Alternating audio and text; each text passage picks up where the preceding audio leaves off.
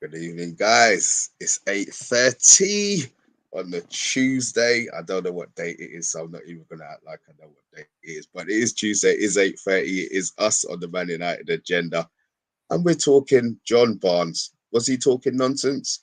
Was he talking the truth? Tell us what you think.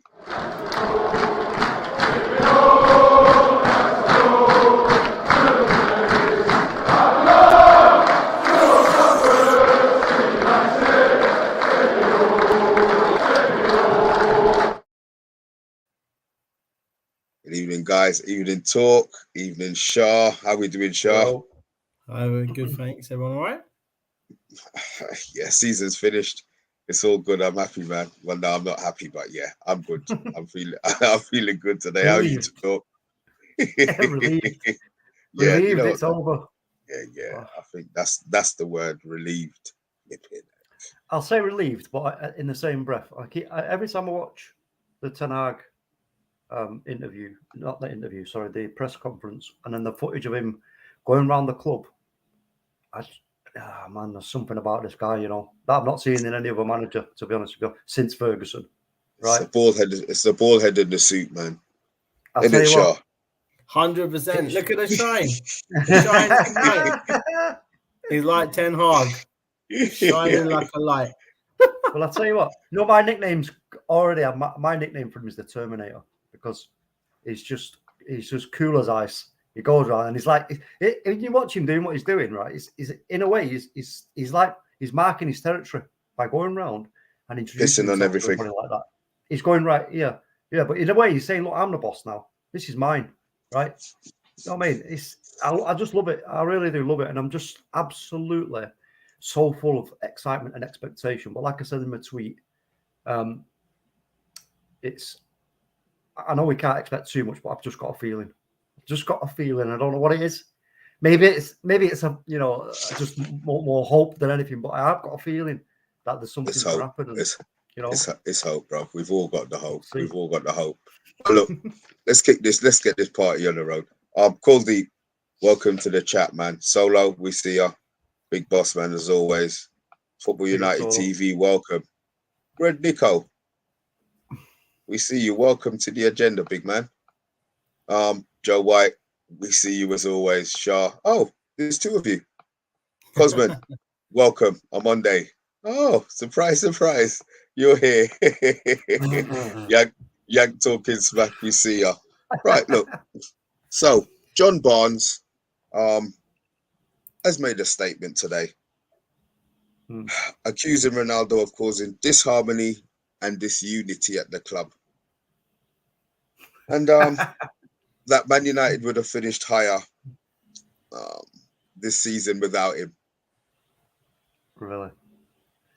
One quote he did say was, when the ball doesn't go to him, he throws his hands up in the air with a little riposte saying to himself, oh, that's great, isn't it? Also, where's that statement talk? Where's that? Oh dear. That's not what you want from a leader. That's not what a leader does. That's what someone who does it for himself does. The fans love him. And when things don't go his way, he's like, it's not my fault. This is not the team. That is not what a team is all about. So right now, it sounds like John Barnes is calling Cristiano Ronaldo selfish. I want to put it to you, Shah, first things first. Do you agree with John Barnes in anything that he said? No. On his statement? Nothing at all? Nothing at all. 100% not. Ronaldo, despite what people think, in my opinion, and despite what this player has said, John Barnes, you watch Ronaldo, for what, 20 years now, he's given 110% where he can in every match. And if he hasn't given it, he's given 110% supporting the team from the sidelines when he's had to. For me, I don't know what age did John Barnes retire? What, 34, 35? 37 years old Ronaldo is, and he's still probably got another 4 or 5 years in him. Like, you can't even, he's the greatest goal scorer on the planet. He's won everything. He's a leader. He's a winner. I can't even understand where this is all coming from, personally. So, Talk. Yeah, welcome. Look, I don't agree at all with what John Barnes is saying. I respect him for for who he is and what he did in the game and everything else, blah blah, which is fine. But I mean, listen, is Cristiano Ronaldo the captain? No, he ain't. The person on the field in a football team is supposed to be the captain who's the one supposed to be the leader. That's what the captain. That's why you're the captain. You know what I mean? Cristiano Ronaldo, he's a forward player, so he's always got to be looking to be making the runs, latching onto balls, anticipating everything else. He's not supposed to be the one to be leading anybody. You know what I mean? He's supposed to be looking out and waiting for the ball to fall to him, working the space around him so he can score the goals. Every now and again, you do see him geeing up the youngsters and whatnot and other players. You do see him getting involved from that aspect.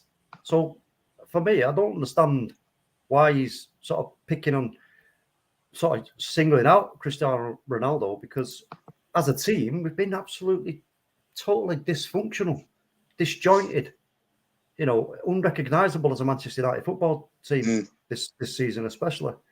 And so you're putting in the greatest goal scorer on the planet into a total, a team that is just totally dysfunctional. I mean, yeah, then you can say, that's why maybe it's looking to John Barnes like, oh, this is all Cristiano Ronaldo's fault. It's a nonsense. It's just pure nonsense, And we know what the leader's supposed to do: G him up, get them revved up, keep on their case, remind them of their responsibilities. Do you know what I mean? All that kind of stuff. Get behind the players if a player is, maybe getting a bit tetchy or whatever. Get over there, have a word in the ear and all that. You know what it's all about, being a leader and a captain. But like I said, Cristiano Ronaldo is not the captain. And without Cristiano Ronaldo, we wouldn't be in sixth. There's no two ways about that. We finished on goal difference of 0, right? So, and that's with Ronaldo. Without Ronaldo, our lowest scoring season. Our lowest goal tally season for a long, long time, and a 0 goal difference. I mean, wow. For Manchester United, I mean, geez, come on. Okay. It's totally bonkers. I mean, another thing he said from it was that he detracts from players like Bruno, Rashford, and Sancho. And he's quoted saying that he believes that they would have had a better season without Ronaldo playing. Now, obviously, Arctic Man has come in here and said the funny thing is, so I can't see a bloody thing. Thank you, bruv. Thank you. He says, funny thing about this is he says Bruno and Rashford would play better if Ronaldo wasn't around, waving his arms. He has ever seen Bruno play. He is the most petulant arm moaner out of anyone at United. So that's what John Barnes said. But right, I mean, no, I think Arctic Man saying there, he's saying as Bruno, as he seen Bruno play. Yeah, Bruno's worse. Yeah. Bruno's worse. Yeah, Bruno does flap his arms about and all that jazz and everything else. But in my opinion, that is just a sign of frustration, because they know themselves as a team and as a collective, it's not working. And whatever it is they're trying to do on the pitch, they're clear. This is where, in reality, we need to start looking backwards now at this. Right at this moment now, we need to look backwards from the team. If the team are doing that on the pitch, there's only one place your eyes can go, and that is to the touchline. To who's in charge. If the players are doing that amongst themselves, because they quite clearly have got no plan. They got no, as we keep saying, patterns of play, an idea about what we're supposed to be doing and when. What are the triggers? Bruno Fernandes picks the ball up in the midfield, right, and he's got a bit of space. What's the trigger there? You know, he's turning facing goal. What's the trigger? The trigger is you go. You know what I mean? Make runs move. Give him something to aim for. Don't stand there waiting for the ball and then try and make a decision that I'm gonna try and go forward a bit and then they go, oh no, I can't. So it has to go sideways and backwards. That creates frustration. When he's talking about Jadon Sancho, I mean, what? So Cristiano Ronaldo has stopped Jadon Sancho from going down the side like we would keep wanting him to and be braver and stop taking the safe option. That's what he did most of the season. That's something right. I mean, he's a good player and a good kid, but at the end of the day, he wasn't brave enough a lot of the season in taking players on, and that's not Cristiano Ronaldo's fault. Nah, and the other thing as well in this statement, Sancho was injured, Rashford was injured, right?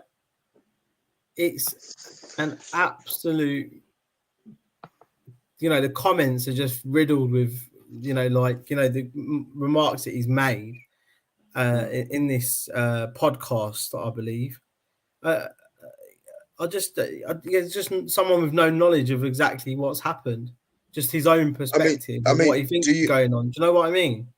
I mean, look, if you look at when he said team, obviously Ronaldo is always, I always say Ronaldo's top of the Christmas tree and he's the finisher in the team. Yeah. Bruno's stats for Portugal aren't great when Ronaldo plays because Ronaldo is then the focal point. Do you think then he still doesn't have a point in regards to the fact that because Ronaldo is the final piece of the jigsaw, as in the top end, he's the finisher, that the other players maybe, their ideas are limited in regards to they don't want to do anything themselves because if they don't pass to Ronaldo, he's going to be frustrated. Do you see that could be something that John Barnes was getting at maybe? Not so sure about that, Mr. B. I mean, all we got to do, you go back and just watch how we play. Just watch how we play. It doesn't have that kind of edge to it, in my opinion, not at all. Like I say, this is a purely a team thing. This is nothing to do with Cristiano Ronaldo.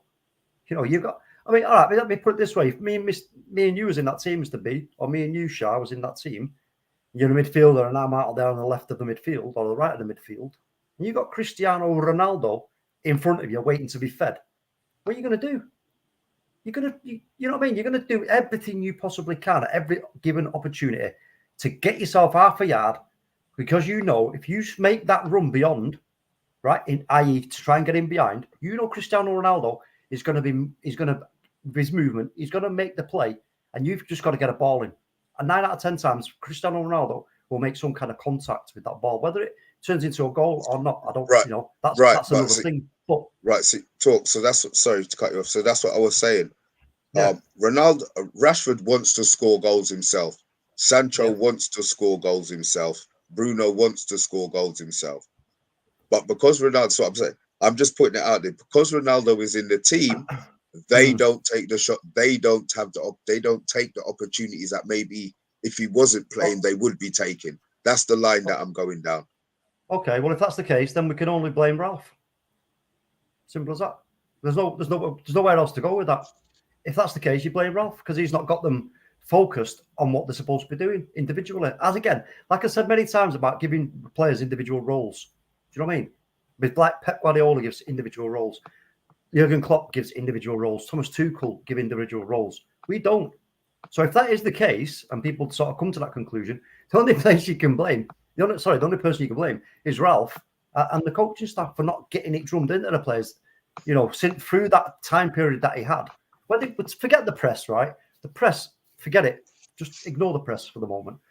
This is just about explaining to a player who's a professional footballer, who understands the game, about giving him, I want you to do this when you're on that pitch. Do you understand what I'm asking you to do? Yeah, it's a simple thing, you see. Yeah, but as I said, it's not rocket science. But sorry, 1 second, Mr. B, let me just finish. If they don't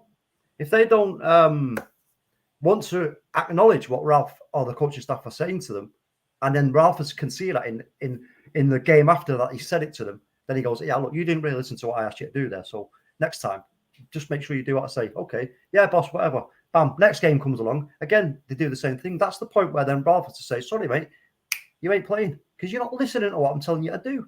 And that's exactly what's going on, Mr. B. So you think that's why the dressing room was split? Yeah, they're just not. They're not. They've got no.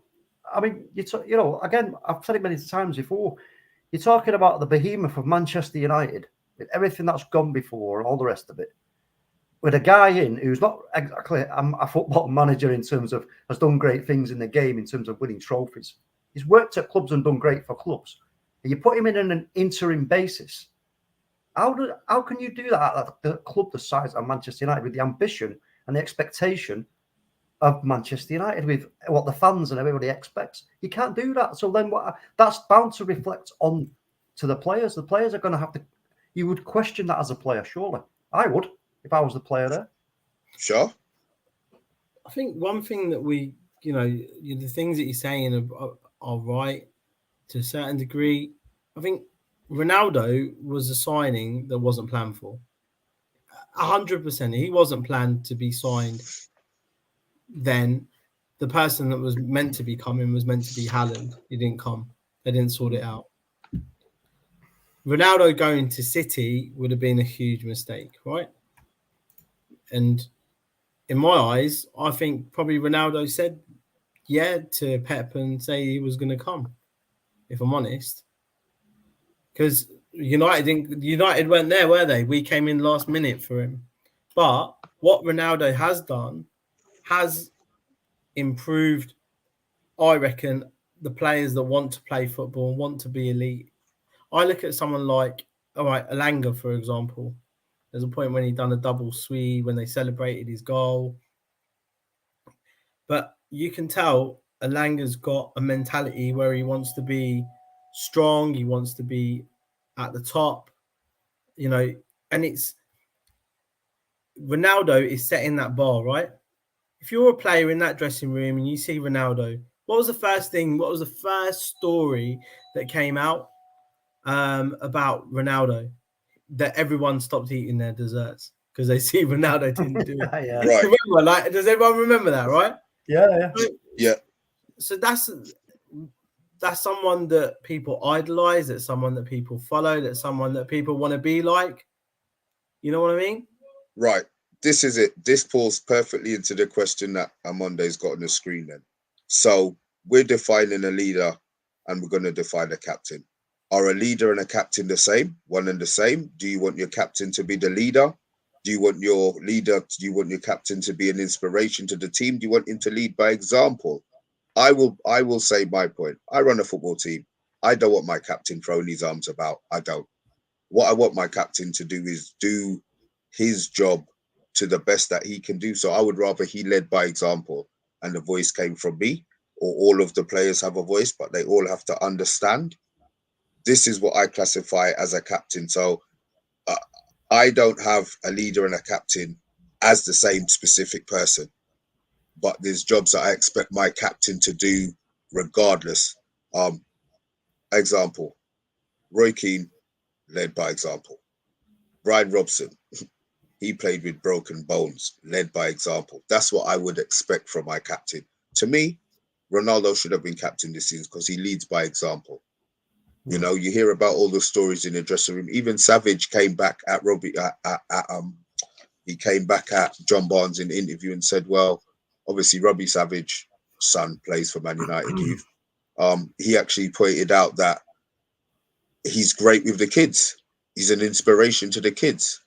So again, should it be what everybody sees on the pitch, or should it be what happens in the background, the nurturing, the education that he's giving these younger kids? They've played with Ronaldo. They're going to have played with Ronaldo for 2 seasons, or been in his environment for 2 seasons.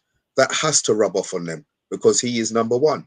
You understand? So this is where I see him being, and he doesn't have to be the captain, but to me, he is the leader of the group of players that he's come into. And maybe that has put certain players' noses out of joint.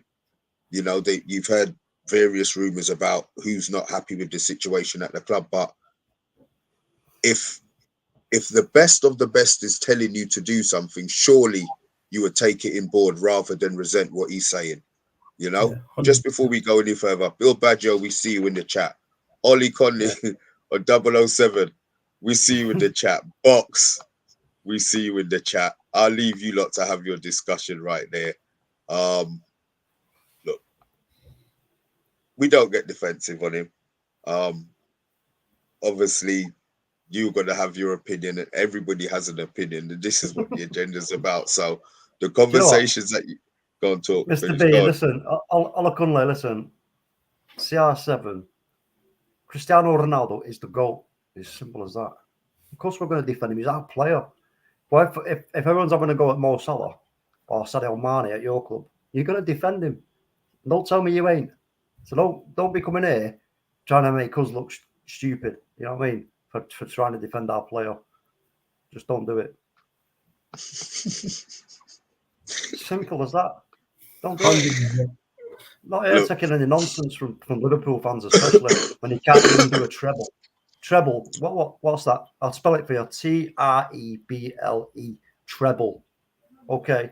And this dream and this absolute myth of a quadruple. You must have been on drugs, bro. Why? You really thought you was going to do that? Leave it alone. Leave it alone. We've drifted off. We've drifted off what we were. No nonsense, bro. Yeah, but we were but talk. You know what? We drifted off what we were talking about, and Ollie Collins here supporting us every week. You know what I mean? Yeah. So it is what it is. It is what it is. Yeah. On reflection, question for you. On reflection, do you think the players didn't have the right mentality to cope with the pressure of playing with Ronaldo? I think the problem, not so much the pressure of playing with him, it's the pressure of actually understanding how to play with each other. This is genuine. Like, we've seen Ollie come in, got that 4-2-3-1 structure, fine. As soon as there was a few injuries, that whole system collapsed. Saw problems, issues, attitudes. People didn't want to play for each other, let alone playing with Ronaldo. And I think if you look and you watch the matches and you see the players that are playing together, working together, and they want to play for United. They want to play. They want to show 100%, every game. But if we saw that from the other 8 players, 7 players that were underperforming in these matches, I think we would have seen better results, and I think we would be having a different conversation about maybe not so much the focus being about Ronaldo. Our goals came from Ronaldo. We didn't have a widespread amount of goals coming from other places, and we've had issues all season, all of last season, the season that we're going to forget. And I think if you look at the quality that we had to what came out this season, totally different. It's like just weird, everything. It was just like a different world we were living in to seeing what was going to come out. But fundamentally, if Ronaldo turns up on the pitch and he gives 110% and everyone else behind you is giving 50%, you can't really blame the players that aren't being able to connect with him because they haven't got the football brains to look for the runs, look for the balls, play the 1-2s in the ways that he's used to playing with. Ronaldo's used to playing with football brains. Our football brains did not exist this whole season in our players. And I think that's where the issue is. Because even at Juventus, they're ballers. They're players that can play ball. But they didn't win. Yeah, but they didn't win, but they still put things together that look better than what they did here. Okay, so what I'm trying to get at is if he's not, you don't feel that the team would have blossomed without Ronaldo, right? I think it would. It's tough. It really is tough, genuinely. and I'm saying this only for one reason, right? Because if we look at certain situations that happen throughout the season, yeah, if we didn't have Ronaldo, we wouldn't have had a striker, full stop.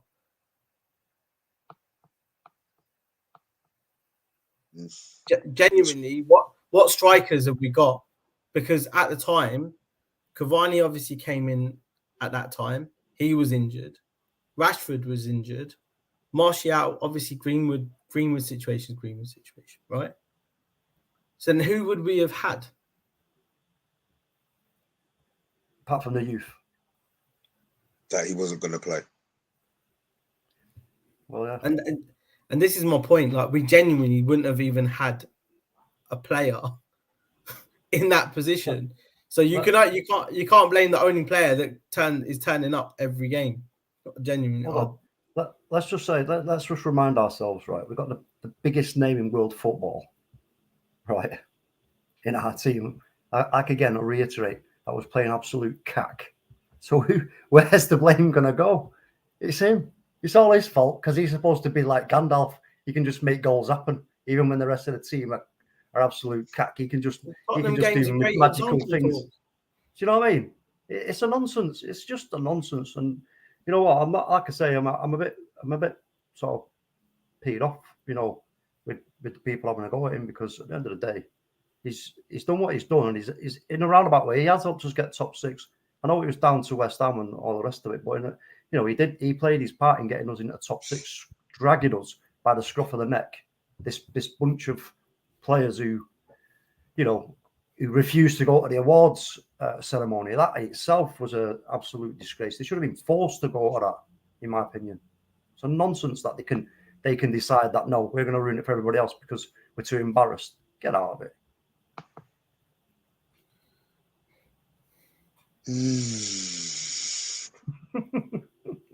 Go on, Mr. P. I want to move on from that topic because honestly, it just hurts me too much, Mr. B. Yeah, it's vexing. I love it, but honestly, man, but I can't. Yeah, just let's not talk about it. This is what the agenda's about, peeps. Could you switch that light on for me, sweetheart? This is what the agenda's about, peeps. Yeah. Obviously, there's been discussions in the chat. Some people are bitten. Some people are dealing with it in other ways. But that's what the agenda's about, to be honest. Look, a slightly happier note. I said it might be happier, it might not be. Rashford said he wants to stay and fight for his place at the club. That was always going to happen, bro. That was always going to happen. I said that weeks ago, bro. That Rashford there's no way Rashford is going to take a contract somewhere else and turn his back on the task of his boyhood club and putting in a fight to get his form back and to become the greatest in his mind. That's what he's got to get in his mind. I want to be the greatest. We talk about Ronaldo and everything else, but Marcus Rashford, that was always going to happen. He was never going anywhere. Not a chance. Look, with Rashford, he's already committed to the club. He's had a poor season. Has he had a bad season compared to everyone else? Probably everyone else is on par, if I'm honest. Everyone gets a 2. 1. Rashford knows what he needs to do. I think Eric Ten Hag's going to get a different player out of Marcus. I think we're going to see an absolute beast out of him, to be honest with you. He's not going anywhere. 100%. He's going to stay here and he's going to fight for United. He's still young, you know. What's he, 23, 24 now? 24, right? Yeah.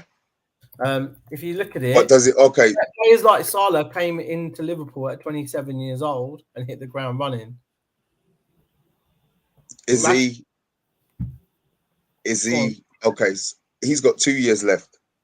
Do the club give him the new contract and let him hope that this year he plays well and doesn't want to go nowhere, or what are you thinking? What are we doing here? What are the club going to be doing here? Because they've already given Bruno a contract for doubling his money, and as soon as he signed it, he's been kicking the ball everywhere, but from where it's supposed to be going. I mean, he even had an assist in the Crystal Palace game. So was that a mistake? That pleased you, didn't it, Mr. B? Oh God, Jesus! Yeah, so what are we doing? What do you want the club to be doing with Marcus Rashford? Tell me, Sean. Tell me, talk. Well, For me personally, I want him to see him. I want to see the rehabilitation of these injuries, for Rashford sorted out. I want him to be 100% fit. I don't want him to come back for a month, fill in a gap, have another month off. He's had these niggles and these problems. He's had an operation. Obviously, there you go. Look, Arctic Man's just spotted it as well. It's a fitness thing with him. But I think with Ten Hag, I think he will get him thinking a bit differently. Marcus Rashford has been through all the managers since Louis van Gaal, right? So he had Louis van Gaal, he had Mourinho, he had Carrick, he had Ollie. So now, he's had Ralph, who hasn't even picked him. His confidence is going to be battered and going to be low. I think Ten Hag is going to create a different animal out of him and make Rashford more of a man than he's ever been. And I think we'll see a great player over his next couple of seasons, hopefully come out if he can stay injury-free. And he'll sign a new contract. Well, I agree with you there, SHAH, because like I say, for me, this is Ten Hag's decision and his recommendation to the board, about the contract around Marcus. He needs to sit down and have a chat with Marcus and do some, him doing some one-on-one coaching as well, away from the team at some point as well, to get his head in the right place. And then we can see then, and they will see how he's progressing, how he's improving. And then Ten Hag will then make the decision. And that for me is the proper process. We said at the start we were going to back Ten Hag. If Ten Hag comes out and says in a roundabout way, try to work with Marcus, blah blah blah, it's not working, it's not going to happen. I suggest he moves on. We have to back him on that. We have to say, okay, well, we can't start going, oh, but yeah, but no, but you know what I mean? You can't do that. We've got to go, okay, if that's what you think is best for the team and for the club, then that's what must happen. So we can't pick and choose when we're going to back the manager. You know what I mean? So, but I do believe that Marcus will come good for us, and I think we'll see it actually in pre-season, because we've got, don't have time before that Ten Hag to make some improvements. Getting his head, make some improvements. I mean, there's all kinds of different things that can happen, in terms of what you're doing away from the game as well. We've got to think about that aspect of it. I mean, we don't know what's going on in Marcus's personal life and all the rest of the players for that to mention it as well. So there's an awful lot, and I mean an awful lot to go. And that's why probably when he was asked the question, and I did say, look, I'll make my analysis and then I'll make the decisions. I ain't saying nothing now. Do you know what I mean? Ten Hag's going to be given a dossier where every single player, report, data. He's going to be reading what statistics they've come up with. And, he was quick to dismay this season and talk about where we finished the season before. Because he understands this season's a write-off, just like most of us do, right? Yeah, this season's a write-off, boy. Yeah, that's a good word for it. That's a good word for it. It's a write-off. It's done, right? So the reset's happening. Ten Hag's going to be part of it. De Gea's excited. Ronaldo's excited. Obviously there's players that have been vocal about how they are looking forward to probably getting a proper coach who's motivated. And I think the sternness that we've seen from Ten Hag as well during the press conference, and then the loving, warm part of him where he's been around the club, etc. I think this is going to put confidence into these players that they've got someone who just gets it, who wants to win, who wants to become. And I don't think anyone who plays for Manchester United from whatever age up to this age now and is a player, they didn't come here not to win things or win titles, win games. So last season, whatever happened, it's done. But it's going to be great. Obviously, whatever happens with Rashford, isn't it? Oh, God. Well, look, my opinion on Rashford. I'm not going to go all the way back into all of that again. No. I hope he stays and and he does come back to some sort of greatness. I want to see a return to the smiling on the pitch, the throwing past players, all of that I want to see. But also I want to see you guys in the chat. Emma K, we see you. Bill Baggio, as always, we see you.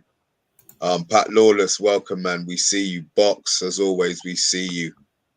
Something for you guys to read. My eyes are up the creek, so I'm not going to read it. But look, it's just something. I'll read it, Mr. B. I'll read it. Listen, everyone in the chat, yeah, if you want to support the channel and help the channel improve and help us get better, and help us to do giveaways and all that stuff, because we do want to give back to the members of the channel, to the people who come in and support us day in and day out when we're streaming. Just have a look at it. Just go and have a look at the membership options. They're right there in front of you. From 99p to 2.99. The last one for 2.99 give you access to the live streams, so you could, if you want to we can have a chat with you. If you want to come on to the Friday night takeaway, if you want to come on the halftime, join a watch along and give your point of view on how you think the game's gone, what changes should be made, and all that kind of stuff, you can do that. And again, look, you get all the little loyalty badges, custom emojis. The custom emojis are pretty cool, actually, if I do say so myself, especially mine. But, yeah, just check it out, guys. It does, it does support us, because we do need support, on the channel to like I say, help us grow. Right, Ollie, we see you, man. Mr. Bassett, we see you. We see you. But look, guys, it was an interesting show today. If you are new to the channel, hit that subscribe button. Guys, I forgot to talk to you in the chat, but look, hit that like button just before we hit everything out. Show the love, man. Show the love. This was us, me, Shah. Say your byes, man.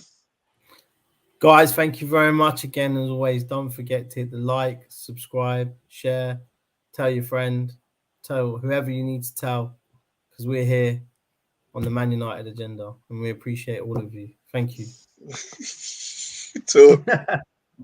Yeah, same. Just big up to everybody who's been in and been supporting the channel from day one, including Ola Kunle.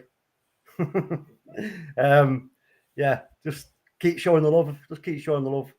Big up, guys. Another day, another agenda. We're gone. See you in a couple.